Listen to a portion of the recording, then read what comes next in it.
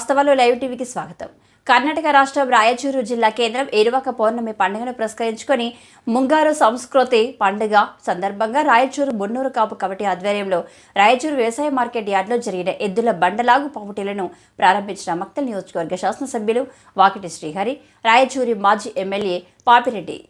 ఈ కార్యక్రమంలో ఎమ్మెల్యేతో పాటు మక్తల్కు చెందిన కాంగ్రెస్ పార్టీ నాయకులు లక్ష్మారెడ్డి, కట్ట సురేష్, ఏల్కోటి నారాయణరెడ్డి, రాయకోడ్ ఆనంద్, నాగరాజు, ఓబ్లేష్, వెంకట్రావులు, నాగేశ్వరరావు, తమ్మప్ప తదితరులు పాల్గొన్నారు.